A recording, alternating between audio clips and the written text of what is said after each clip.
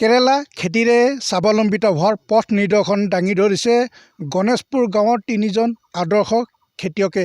মই বৰ্তমান উপস্থিত আছোঁ অসম অৰুণাচল সীমান্তৰ গণেশপুৰ গাঁৱত আৰু এই গাঁওখনৰ তিনিজন যুৱকে তেওঁলোকে 3 বিঘা মাটিত প্ৰায় 40,000 টকা ব্যয় সাপেক্ষে কৰি তেওঁলোকে যি খেতি কৰিছিল আৰু এই খেতিৰ পৰা তেওঁলোক আজি উপকৃত হৈছে। তেওঁলোকৰ মুখত স্বাভাৱিকতে হাঁহি বিৰিঙি উঠিছে, কাৰণ এই খেতিডৰাৰ পৰা তেওঁলোকে এতিয়া প্ৰায় 1 কুইণ্টেল কেৰেলা ইতিমধ্যে বজাৰত বিক্ৰী কৰিবলৈ সক্ষম হৈছে আৰু তেওঁলোকে এতিয়া কেৰেলা চিঙাত এতিয়া বৰ্তমান ব্যস্ত আছে।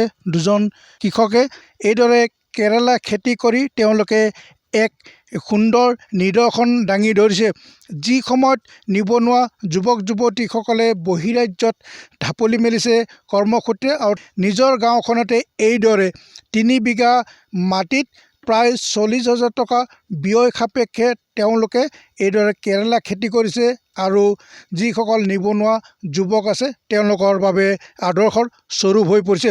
মোৰ সৈতে এইখন গাঁৱৰ যুৱক উপেন বসুমতাৰী আছে।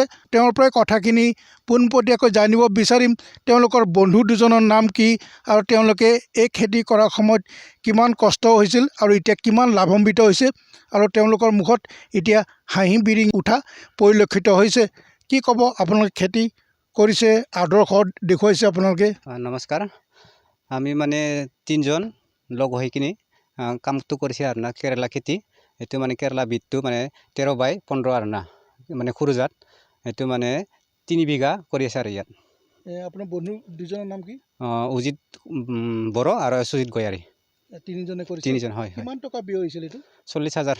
40,000 হৈছে না? আৰু এতিয়ালৈকে কিমান টকা বিক্ৰী কৰিলে আপোনালোকে? আমিতো এতিয়া 1 কুইণ্টেল বিক্ৰী কৰা হ'ল আৰু। আৰু এতিয়া ছিঙি আছে? ছিঙি আছে এতিয়া। আপোনাৰ কি ক'ব? ইমান ভাল লাগিছে নে? ভাল লাগিছে, বহুত ভাল লাগিছে। ইয়াৰ পিছতো আপোনালোকে আৰু কিবা খেতি কৰিম বুলি কৈছে? খেতি কৰি ইফালে আছে 4 বিঘা। কি কৰিব?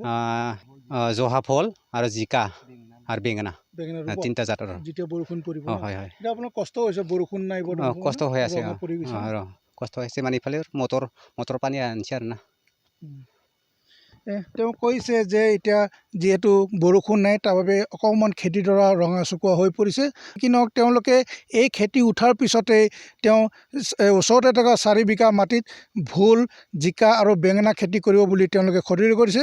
এইদৰে তেওঁলোকে খেতিৰ জৰিয়তে তেওঁলোকে স্বাৱলম্বিত হোৱাৰ পথ নিদৰ্শন দাঙি ধৰিছে গণেশপুৰৰ 3জন যুৱকে।